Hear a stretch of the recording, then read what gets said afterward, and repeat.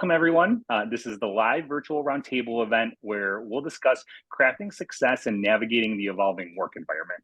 I'm your moderator, Douglas Brown, CEO at Halo Consulting, a certified minority-owned boutique executive search firm based in Chicago.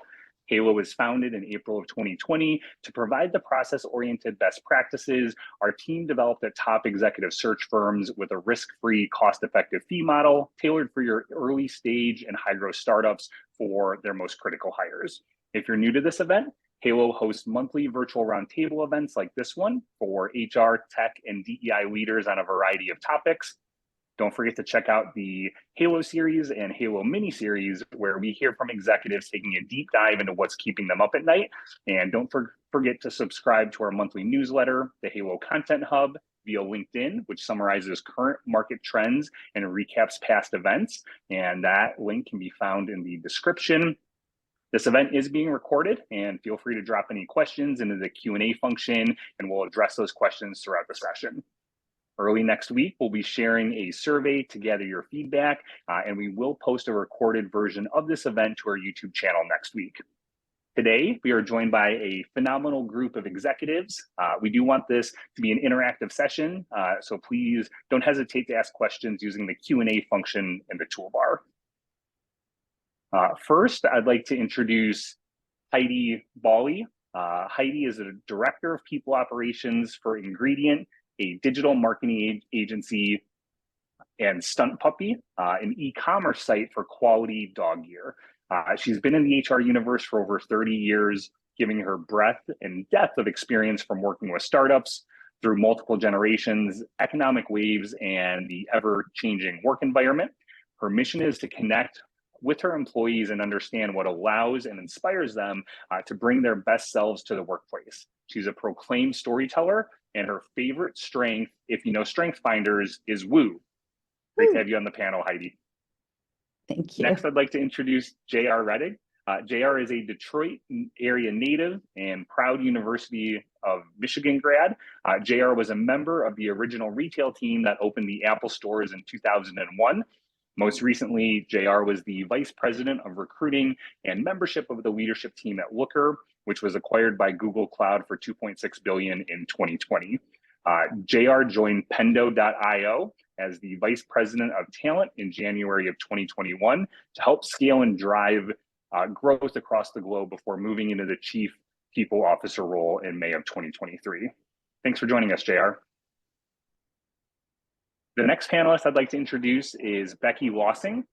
For over 15 years, Becky has been a people leader at technology startups and scale-ups. She is currently leading people efforts at Rima Health. For most of her career, she's built and implemented HR foundations for fast-growing global startups. Everything she does encompasses the philosophy that your people are your greatest asset. She leads with authenticity, empathy, and transparency, and she loves developing her teams. Outside of work, Becky enjoys spending time with her family in the great outdoors. We're excited to have you, Becky. Our last panelist I'd like to introduce is Jeff Whitlock. With a diverse background spanning from McKinsey and several startups, Jeff has a proven track record of success. Jeff is currently the CEO of Grain.com, a meeting insights tool used to record, transcribe, and clip moments from research interviews, sales calls, and customer meetings with the ability to capture insights like never before. Jeff is married, a father of 3, and resides in Provo, Utah. Great to have you a part of the panel, Jeff. All right, before we get started, I'd like to set the stage on how we arrived here. Before the onset of the pandemic, traditional office setups were predominant, with in-person collaboration and face-to-face interactions forming the cornerstone of professional environments. However, the pandemic prompted a seismic shift, compelling organizations to adapt to remote work models. Overnight kitchen tables became makeshift offices, and Zoom meetings replaced boardroom gatherings as businesses navigated the challenges of remote collaboration. A new paradigm emerged, the rise of hybrid work. Organizations began flexible arrangements that blend remote and in-person work, striking a delicate balance between productivity and employee well-being. This hybrid model offers the best of both worlds, leveraging technology to facilitate seamless collaboration while fostering a sense of connection through occasional in-person interactions. Today, as we stand on the cusp of a new era, the work landscape continues to evolve. Remote work is no longer merely a temporary solution, but a permanent fixture, with many companies embracing remote first or hybrid approaches. Yet the return to in-person work also looms on the horizon, promising a resurgence of face-to-face collaboration and the revitalization of office culture. Today's discussion aims to explore strategies for success amidst this shifting landscape, equipping the audience with insights and tools needed to thrive in the ever-evolving work environment. Let's go ahead and dive into our first question. I'd love to hear from the panel on how success is defined in the context of the ever-changing work environment. JR, would you like to kick us off? Sure, I would. Yeah, and I think I made a joke when we pre-met about this, is like I don't I'm not sure I've ever been in a work environment that's not changing, and then especially over like the past, we're entering into our fourth year of like what I would call intense change. In terms of, we mentioned the pandemic, but everything else happening, whether it's elections, social unrest, global conflict, a downturn, right, in the economy and inflation, right, all of the things that we are living every day, personally and professionally. And even the latter one, especially just the sort of the downturn in the market. Not everyone has maybe felt that. I'm in enterprise software, right? It's been fairly acute in enterprise software. We ourselves have experienced and had to do role eliminations a couple times, right? Which I honestly had never done as an HR leader in my career. So, I feel like there's a lot of fatigue and stress on what CEOs as well, for Jeff and people teams, to kind of know what we're doing in a time when no one really knows what they're doing, right? Or what the right thing is, right? So I think, first of all, like, not to be too hard on ourselves here, and you have to be real, right? And say, like, there is no one right way to approach any of these things, right? There's no one right way to manage everything, except, we've really tried at our company, at Pendo, and with the people that I work with and lead, is to be as honest and direct and transparent and authentic as you can be. And I think we let that guide us. So when I think about success, then how do I, if you were looking for some sort of hard measurement of what does success look like in our roles, right? The closest thing I think we have from a metric perspective, or what we've been able to anchor on a little bit, is our employee engagement score. And in knowing, like, how, okay, if we're running at a fairly high score, top 25%, something like that, in our cohort, we pulse on, we do it twice a year. So we do it once a year, a very extensive survey, and then we pulse in the second half. And so this year we basically did the big survey, eliminated over 100 roles, and then the pulse came, right? So it was like, and luckily with someone, a vendor like Culture Amp, who we work with, they were able to say, most companies see about an 11-point drop in engagement who have done role eliminations. Ours then dropped 6 or 7 points. So we felt like, okay, perhaps we've done a decent job here, right? We've really tried to help folks who were leaving the teams as much as we could, and to help everyone who was staying. So I think that from that side, from a more informal perspective, I always like to think, first of all, before going to a company, I think it's important to ask the question, as an HR leader, talent acquisition leader, whatever it might be, does my team truly have a seat at the table? Am I a real decision maker, right? Or is my boss a real decision maker? Are they trusted by the CEO? Does that CEO listen to, and are they seen as an advisor? And if you can't answer those questions affirmatively, or that that's your challenge, meaning you're willing to go fight that battle, and that's why you're going in, I would pause and make sure that that's what you really want to do. And then when you're inside of the company, how do you feel like people informally view the people team? Do they say, uh-oh, like you hear me use people team because we don't say HR, right? Like, or we do, they're interchangeable, but we feel like the people part has a more positive connotation. Yeah. So do they see us coming and worry, and get stressed out, or make a joke like, uh-oh, they're here, type of thing?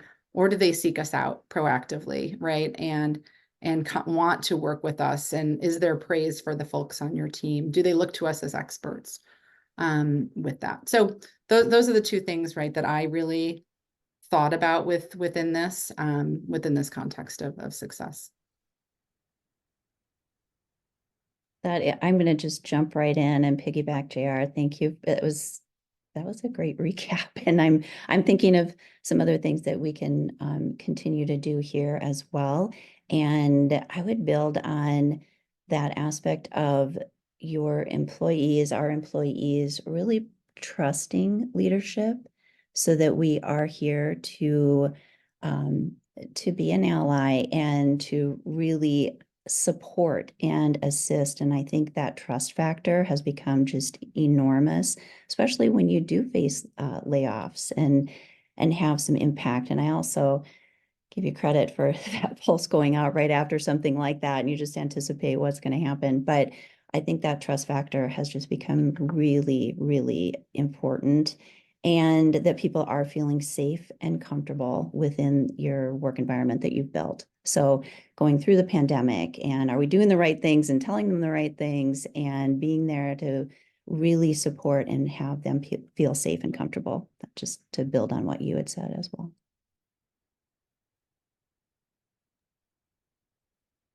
All right, let's go ahead and move on to our next question. Let's start with you again, JR, and would be interested in hearing from the panel as well. What is the significance of adaptability in achieving success in today's fast-paced work environment?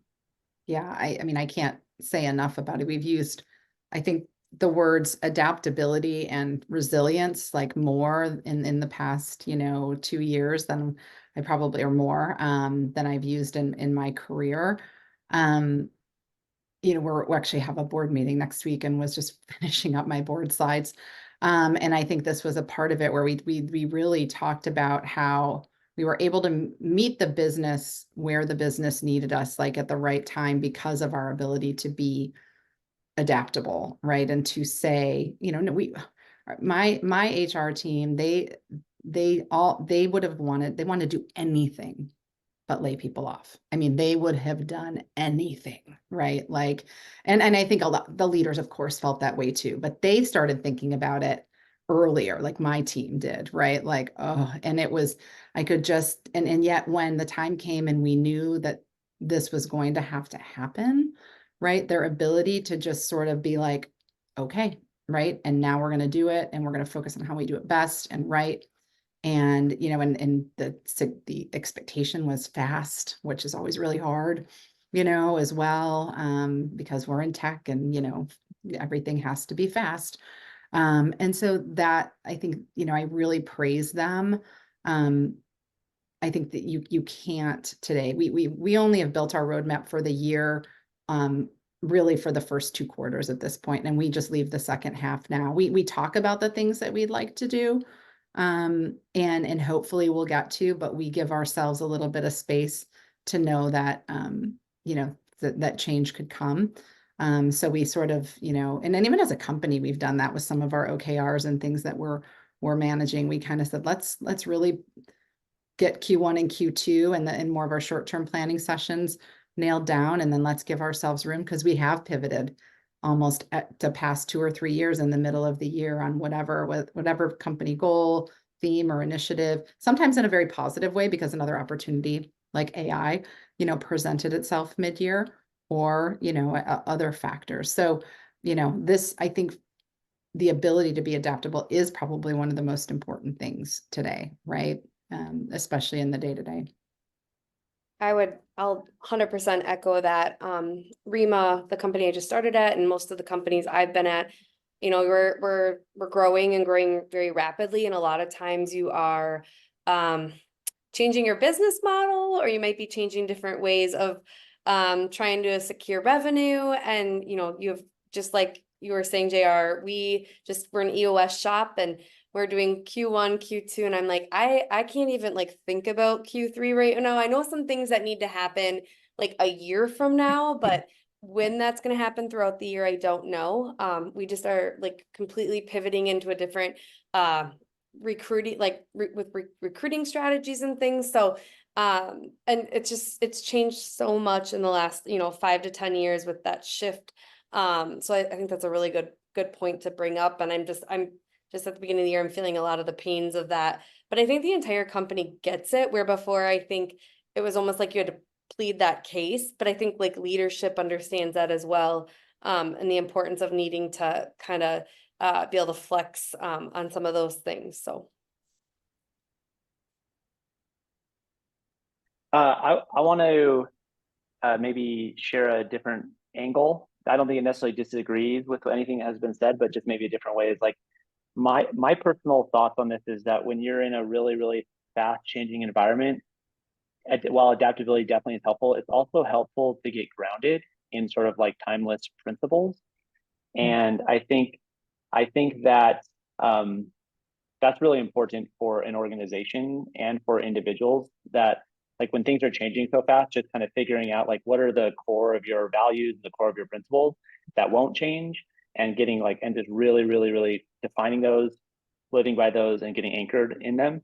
And I think that sort of, from a leadership perspective, it helps because it kind of says, well, all these things might change because, you know, the market's changing really fast, the workplace dynamics are changing fast.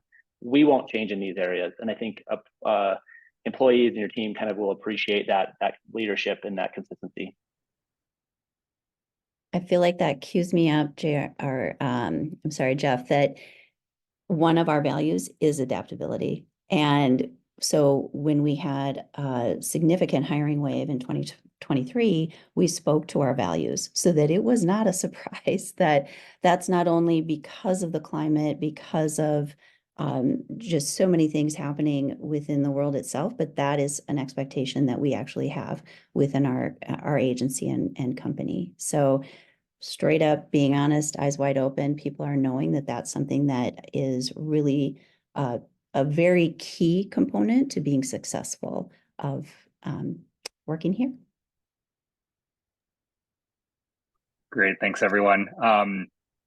Looks like we just had a question come from the audience. I just shared it with the panel. The question is, what strategies do you recommend for creating flexible roadmaps that are key factors to measure in terms of ROI?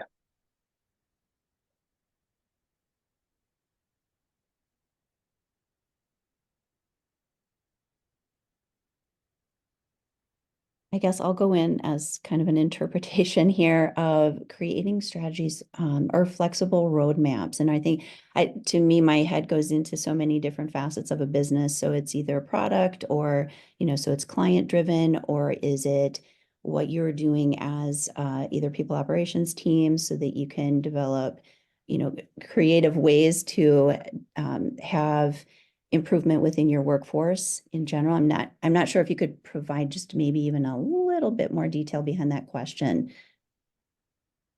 to answer better. One thing. Yeah, well, okay. Oh, go ahead, Becky. I was just gonna say, like, like I said, we're EOS, right? And we have our, metrics that we're building out for it. And I told our CEO, I'm like, our metrics, it might change each quarter. And I think sometimes companies try, in my opinion, over metric things.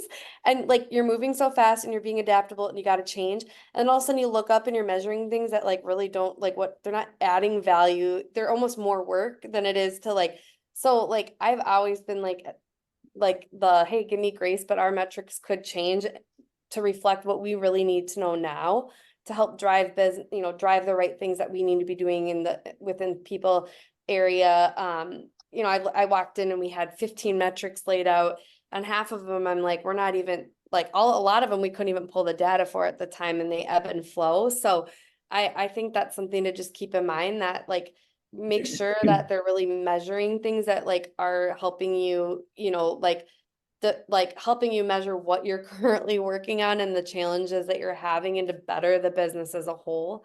I don't know if that helps, but that's just something I thought I'd add in context of, being flexible with metrics or key factors. This is related to what I said last time, and I think might get at the question a bit, is when it comes to, like, for example, our product roadmap is because we're in a pretty rapidly changing market, we have a strategy that's relatively fixed, which is kind of like our theory of where we play in the market and how we plan to win over a long period of time. But the roadmap is updated very, very frequently, basically on a 6-week basis or less, depending on what specific thing we're talking about. So I think it's helpful, again, like to have some principles, values, strategic guidance that is pretty, that you think is durable, and then the specifics of how you execute within that framework has to be very adaptable. That's kind of how we approach it. Great, thanks everyone. Let's go ahead and move on to our next question. How do you navigate the balance between traditional career paths and the increasing trend of flexible work arrangements? Let's start with you, Heidi. Sure. Yeah, sorry about that. I was pivoting here. What I think it really is such a balancing act. I feel like it's your balancing act, different rings of the circus, because it depends on your industry. I've been with a couple of different companies, but just the client base and your desired work culture. I also feel like it is continuous. You can't just say, okay, this is how we're going to go things. And we've talked about the flexibility piece as far as different natures of the topic, but it really is just continuous. And because trends come and go, like what are they doing now? What's appealing to this workforce now? And I do feel like it's either you're wanting to be a trend setter, or do you want to follow a trend that is happening? And so I consider advantages and disadvantages to just strike a balance that is most important to the workforce. Because honestly, if your employees are not happy and it doesn't make sense to them, you will have churn, and then it impacts clients and et cetera. They pay the price. So to me, to evaluate the advantages of the flexibility is you have greater accessibility, perhaps, for people. Like they can do some things because it's more flex. And from childcare to other things, that it can just really create some opportunities for people having that flexibility. I think you can have lower overhead because you're not having this huge space for everybody to be in. So can that lower overhead be reinvested into salary, benefit packages, things like that? Could be higher productivity, not interrupted at the water cooler, but some people thrive on that too. And ultimately all these advantages leading to greater job satisfaction. So if that flex component is really crucial to your workforce, and if able to do so, not all can, that's something to really seriously consider. And then how you can reinvest as far as that flexibility coming into your company. I have seen some disadvantages with working from home offices. There can be those challenges of feeling cohesive, being seen by managers or decision makers. I know that some are like, wait, they're going into the office, they get seen, they're building the relationship with people. But just to be thinking about that. Or I also go to the data security component. So everyone's home. What is the security that is in place for your company, just to make sure that you're protecting all information, be it client, be it your own proprietary information. And then I think that collaboration piece is, no one's come up with the absolute magic dust of how everyone can feel collaborative. Or wait, maybe I think Jeff mentioned he's fully remote. We'll hear from him. And it is just a constant weighing what your workforce thrives. And I think then if you can really hone in, hear what's working, continue it, then ultimately your clients are going to be happy because your employees are happy.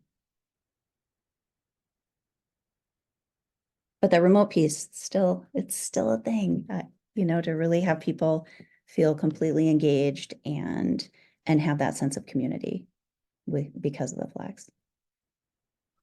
Thanks, Heidi. You definitely touched on some good points. You know, the advantages and disadvantages of working in person or hybrid. And you know, the thing that kind of stood out to me is if you are working in a fully remote environment, is what security measures do you have in place for your company? You know, one thing that we have in place here at Halo is we use Keeper as our keychain password manager to make sure that we're storing all of our passwords in a secure location. And we were talking about this before the event started, but like the two-factor authentication and the number of times that I have to sign into Keeper on a regular basis, it is a pain, but it is something that, you know, does ensure that we are safe. Another tool that we use at Halo is NordVPN. So if I'm, you know, working at a coffee shop or anyone else on the team is working at a coffee shop, you know, not using the public Wi-Fi, you know, everyone's secure using some sort of VPN. But I am curious to hear from the panel, and someone, you know, might be in the audience that is a young up and comer with high potential. So I'd love to hear from the panel's perspective. Is there a preference of, you know, being in person and having those water cooler conversations, bumping elbows in the hallway, versus working remote in terms of, you know, career trajectory and even career stability? Yeah, I think, and there's my understanding, again, it's still new and it's messy, but my understanding there is research starting to support this point, that the biggest consequence that I think is going to be negative about remote working arrangements is for people new in their career. I think if I think back on my career, so much of my career was determined by random sponsorships, you know, mentors, these sort of chance relationships that happen through just the collision with other people of being in person. And I think that's very hard to recreate remotely. Like, it just doesn't happen within these like fixed 45-minute Zoom times. And so I'm not saying it can't, but I think if you're starting a career, you have to be very, very aware that you're sort of at a disadvantage in that arena of finding mentors, finding sponsors. And that is still very important in almost all organizations. And so trying to create, you know, times to connect with your employees and connect with leaders and potentially people a few rungs up in their career, creating that time and that space, I think is very, very critical to be proactive about, because it's probably not going to happen quite as like randomly as it used to. And I might even go so far, obviously everyone has different things they're solving for in their career. And so, but I might even so far to say that if it works for you, you should think about prioritizing in person, especially early in your career. I agree. I see pros and cons to both. I've been in all settings. I just got out of a 100% remote company that did it really well. Now we're hybrid in the company I'm at, but we have some 100% remote. I think to your point too, Jeff, like, I just think back, like a lot of times, and not that the company can't create ways to have engagement and collaboration and things like that, but sometimes it's just those one-off things. So I think like to like, you know, groups of like our software developers that would be sitting together and they, you know, would want to like, you know, and I know you can use tools to do this, but like throw up an idea on a whiteboard and they'd be sitting in a space together, like, you know, collaborating, and then like someone from product would walk by and they just pull them in naturally to, you know, ask their opinion on something. And I just think some of those like little moments like are definitely missed more often, because it's just easier when you're in person. Like there's a lot of things you're missing, like body language, different cues like that. I also think, and I think this is something maybe on the HR side, that I did a lot of like different restructures, unfortunately, like before the world went fully remote. And then like, it's very different having some of those conversations, those hard conversations, just that shift to doing it virtually too, because there's, I think, a lot of things that, you know, body language and not that you can't convey empathy and things like that, but there are just things in person that make that a little bit easier. And I think more heard and seen. You know, it's nothing's, you know, you get on a call with someone and you're having to let them go, and you know, it's super hard. And, you know, it's like they either turn their screen off automatically, or you're like, it's fine if you feel more comfortable doing that. But there's just some different challenges and ways to like, with that way of working, that I think make it a little bit just different to navigate. But I've seen some really creative solutions to all of that too. So I do agree though with the mentorship and stuff. I'll just echo on this too. Like, I think the younger generation is going to have to be a lot more proactive in going to find maybe some of that too, like, whether it's other organizations or, you know, ways that they maybe give back to their profession. Locally, I'm really involved, or was really involved with Twin Cities SHRM, but like just little things like that, they might need a little bit to be more like more ownership on them to do so. You know, and so some, you know, and because that generation has been a lot virtual or like a lot on screens, I'll say, I wonder just some of the social skills, if those get lost a little bit to go do some of those things. So you know, I don't know. I don't know what the answer is, but just things I've thought about. Just going to add one other thing too, as far as the flex, it's creating space for people to actually have more jobs or more either freelancing and doing these extra things, and just to be, I think, cautious. Either you have a policy as an organization as far as some potential obstacles of people working too much, and not only in your own company, but with other companies, just because it is far more doable, I would say, in the remote world and flex world than it used to be. So just to be respectful, we don't want to like squash anybody's creativity or potential project that they could find on their own. But if it just seeps into the productivity of current state and, you know, where you're doing a full-time gig with them, I think it's important to just kind of keep an eye out on that and have some measures around it as far as communicating what the expectations are. This is a good segue into our next question. When we think about like flexible work arrangements that have been successful in improving employee satisfaction and productivity at your organization, would love to hear from the panel, but Jeff, we'll start with you. Your career has spanned across several successful startups. Can you share your approach? Yeah, I think the word successful is tricky there. I think there's always trade-offs. I think my general point of view on this issue of like in-person, remote, flex is that there's basically kind of a simple way that I think about it is that with remote work, there's less friction for kind of focused heads down work. And there's also more, I'd say, flexibility for people who need non-traditional working arrangements. Like, for example, my partner, we have a newborn baby, and you know, her ability to work from home is just a godsend, right? So that's sort of, I think, the benefit of working from home. But there is also, I think you have to acknowledge trade-off that there's a lot more friction for things like brainstorming, trust building, problem solving, and coordination. And so every business stage and team kind of needs both. But in my opinion, usually one is more important than the other. And so my like current kind of simple answer that we're trying to do at Grain is determine which team needs more or which to optimize for, and then arranging that accordingly. So what that looks like for us is engineering is you know, a discipline where we really want to give people long periods of heads down work, and so they are allowed to be remote. We have people all over the world, most of the continents, and but for things like executive team, product management, we ask them to come into the office 3 days a week, and so they live locally. And because we're trying to move really fast and make decisions, so we need a lot of problem solving and coordination times and brainstorming. And so, but that might not always be the case. We might hit a time in our business where that pace isn't as important, and we can revisit that arrangement. I think you're like, and you set those expectations like upfront right away, like way at the beginning of your recruiting process, right? Like, this is how we work. This is the expectations around it. Like, are you okay with that? It could adapt and change like as time goes on, so that there's no surprises, and then you give people the choice to opt out. I mean, now you're even seeing like super detailed descriptions of it in like job postings, right? Like, this is the expectation, like this is what we're looking for. So I think the more you can be transparent and set those standards up front, you shouldn't have too many issues.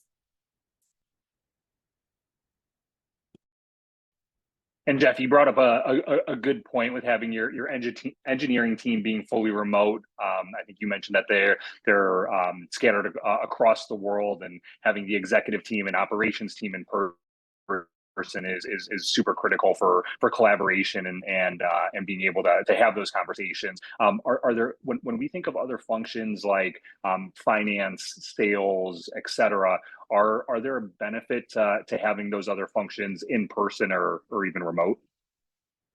I mean, like I said, it's really going to depend on what you're optimizing for as a company and stage.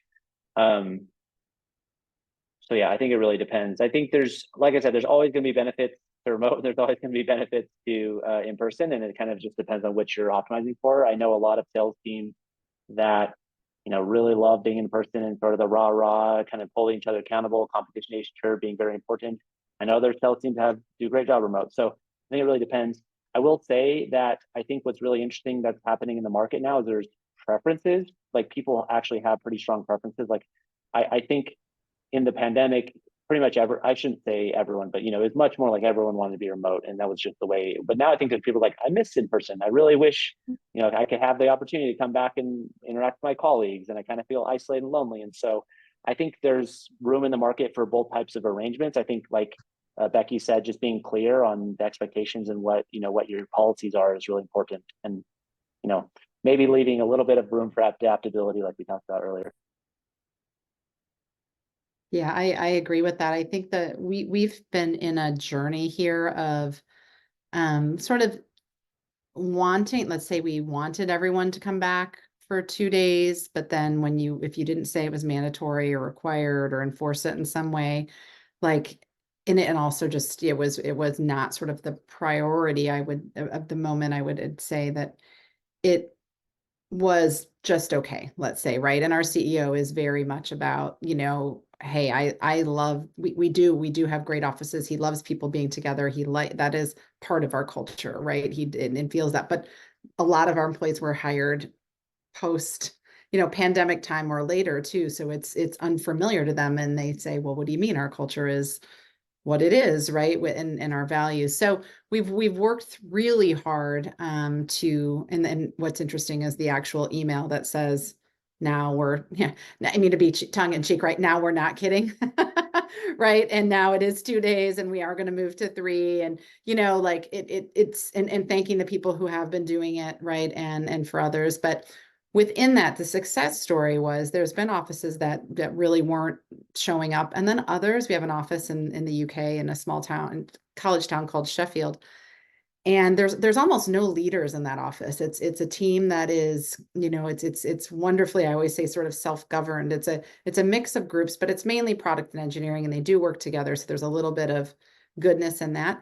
But they on their own created these team agreements, like, which now we're utilizing for the whole company, that hold each other. They committed to each other when they would be coming in, and if they weren't going to be, what their standard of communication or would be, and how, and so, and it's the highest engaged office, the best, right? It is a great, it was a great little model for how we could approach it, right, in a positive factor, and utilize that. So I'm hoping, right, that this all, you know, goes well, and I think it will. But, you know, we also know it's highly emotional, right? That is the thing. This is like emotional core needs kind of like topic that, as Jeff said, like, there's no right or wrong answer. There's no winning, right? And anyone can choose a data point or a story.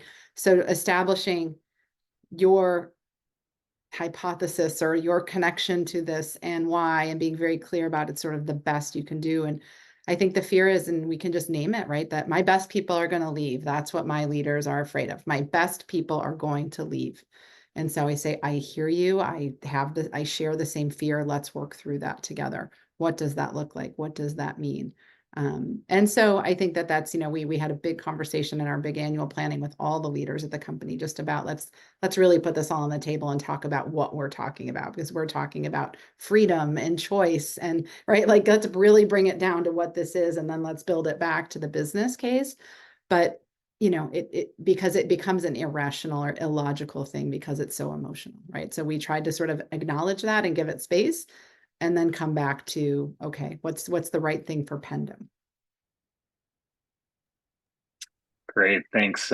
Thanks, JR, for sharing that example. Looks like we had a comment from someone in the audience, and they said that one of the biggest challenges is that some of these workers or employees have never worked in the office in their careers.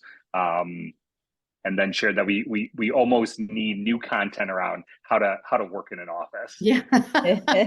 Yes, we do.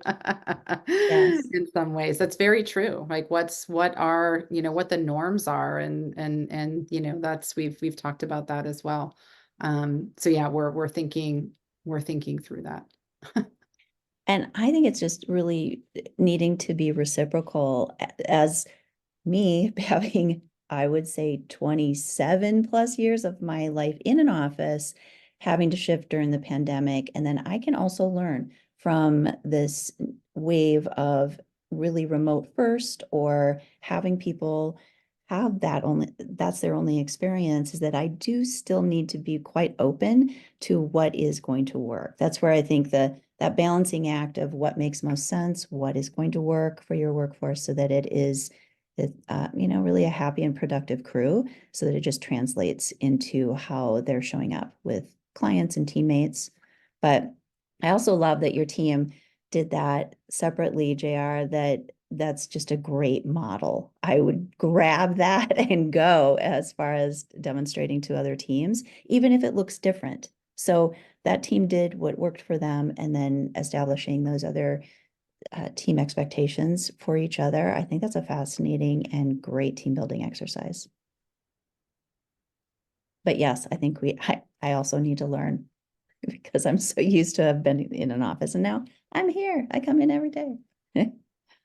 Love it. The next question we'd like to address is, how is your organization leverage diversity, equity, and inclusion in adapting to the changing work landscape, and which initiatives have shown positive results?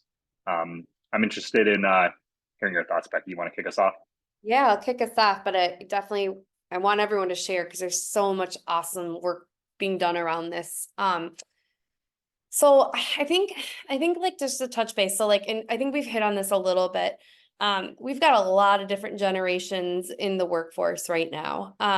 And a lot of them with different viewpoints on how DE&IB or IED, whatever, it's called so many different things now, but how it shows up in the workplace. But I'll give you a couple examples of some of the things that we've done at companies I've been at that have been really successful. I think first and foremost, like, you really ultimately need to have, I think, this really built into like a strategy at your company. And I think that has to be, that starts at, your strategic planning level. With us, it's one of our annual goals for EOS. I also think to make sure that these efforts are successful, you have to have leadership's buy-in and ownership of this. If you don't have that, I just feel like people, they're always looking at leadership. They're always looking at, of the ownership there. And I think people don't feel like it's genuine, or authentic if you don't have that. Couple things that we've done, just like very like handly examples. We have created DE&I councils across companies. They are not led by HR or people per se. They are literally owned by representatives across the organization. There's leadership involvement or leadership ownership as well in those.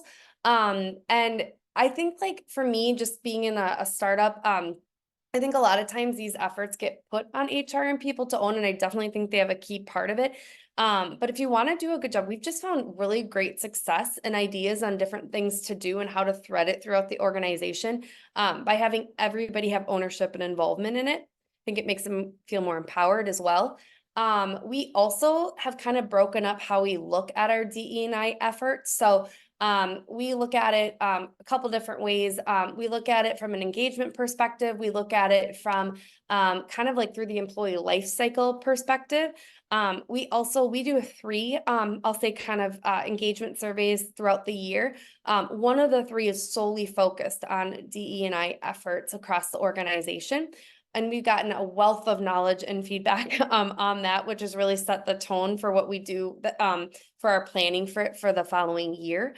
And I think just the main thing is like in any of these areas any of these efforts that you're doing, just to make sure that the authenticity is there and that it's a welcoming and safe place for people to feel comfortable. But I mean, I came to Rima Health and they had stood a lot of this up and similar efforts to past companies.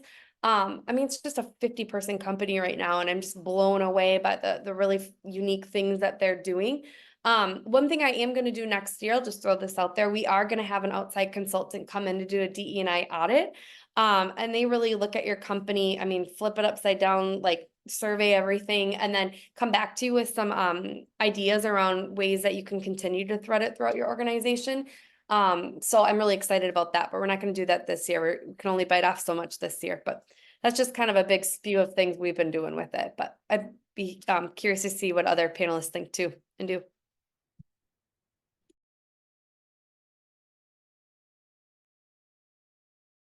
All right, I'll jump in. I am really thrilled because we are putting, we have executive presence and support, and that, to your point, Becky, is huge. It just has to be there, and really establishing a strategy. So from thinking about speaker series, really bringing people in, connecting and hearing about experiences and journeys, not from us or not from a training module, but from just people that are living it.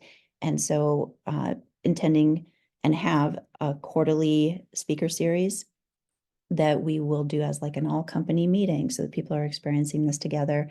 We also are going to be engaging an advisory board, a paid advisory board from internal and external, because we do feel that we need to get up and outside of our walls and our own minds and really establish something that is meaningful and make sure that we're not missing something obvious just because we think we're doing the right things, but we also are very open to other experts. And so I'm really excited about that.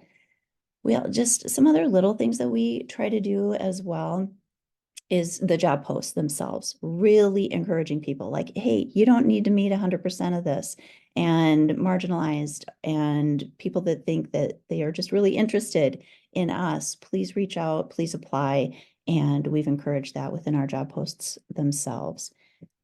Let's see, another thing, also establishing working with people within the community. If we're having events, work events, we're wanting to support founder, women-led, BIPOC-owned establishments. So bringing that in for our, lunches, or if we're going to have some place to have an event, really keeping that in mind so that we're supporting. I would say that just in integrating it to what we're doing that you just sometimes don't even think about, but having that present and making sure that it becomes the fabric so that we're being as inclusive as possible, making people feel that they belong, because the digital marketing world, marketing and creative, it has some work to do as far as creating additional diversity. And we know that. And so we want to make sure that we're doing what we can. All right, I want to be cognizant of our time. We do have two last questions here. And Jeff, from your perspective, what qualities do you think will be important for successful leadership in the next 10 years? And how are you getting your leadership team ready for opportunities and challenges that will come their way? Yeah, great question. I'd say as a leader, it can be a little intimidating and you can feel a little insecure now, because not to say this wasn't always the case to some degree, but there really is so many more options. I think while we have had a bit of a downturn, particularly in enterprise software, as was mentioned earlier, I think there's just a lot more options now for employees. It used to be that, well, theoretically you could move anywhere in the world for a job. Jobs were much more constrained by networks and your location of where you live. But now it's like people can open up angel list or in, you know, any job board and just be like, I want this job, and find lots of options. And so I think for me as a leader, it makes me feel like really grateful when people want to continue working with me and working with Grain. But like I said, also is a bit intimidating and can make me feel a little insecure. And so I think to answer the question directly about like what qualities are important in successful leadership, I think it's really important to be authentic and kind of figure out like what is the culture and the leadership you're bringing to the table, and being consistent with that. It's almost like, instead of trying to sort of, you know, appeal to everyone, you really need to just be like, this is the culture we're building, this is the leader I am, and just try to be really authentic with that.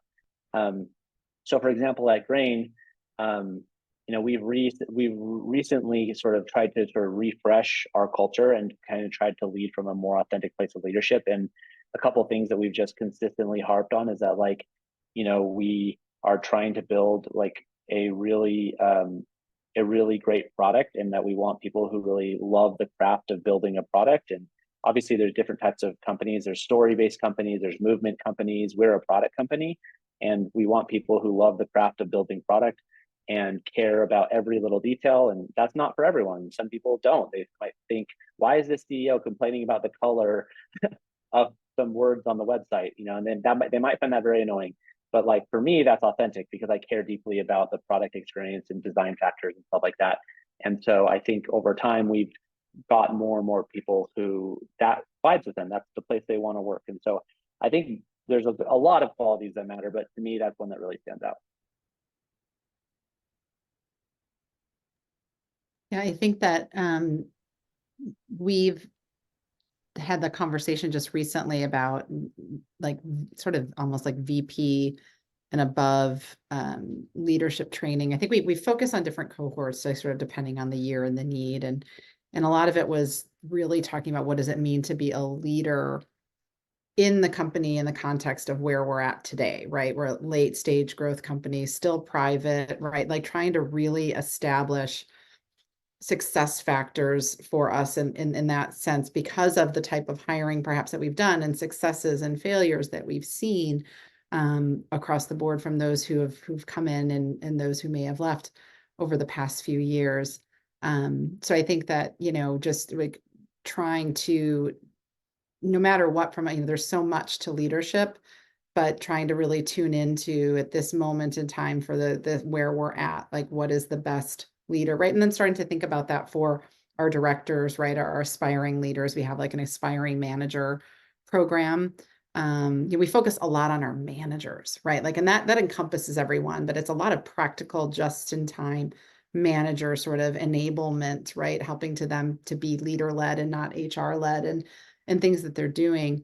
But I think just really thinking about, again, the size of company you are, the phase of company that you are, right? The different type, there's leadership qualities that are timeless, but the ones that are really important maybe for the next 18 to 36 months or 18 to 24 months, what is that going to look like? I think has become more acute, right? In this sort of the moment that we're in right now. Great, thanks. Oh, Heidi, do you want to do something to add? Just a quick toss in, stating the obvious, but that emotional quotient, I think, for leaders is that there are a lot of emotional things going on in today's workforces, and it's just such a blur between personal and professional, is to be able to hone in maybe a little better, a little bit more skillfully in that emotional connection and establishing the relationships. So it just makes you more approachable. So things aren't like, you know, under the covers and creating problems.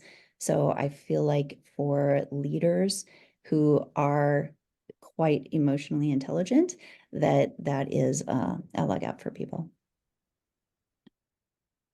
Great, thanks everyone. And I'd like to give a very special thank you to our panelists for sharing your insights and experience throughout our discussion today. Feel free to scan their QR code to connect with them on LinkedIn. And don't forget to check out our YouTube channel for past events, including the Halo series, where we feature thought leaders in a one-on-one setting as they discuss what's keeping them up at night. And would like to thank everyone for joining. Please keep an eye out for the survey request early next week. We will have a version uploaded to YouTube early next week, and we look forward to seeing you at our next event. I hope everyone has a great weekend.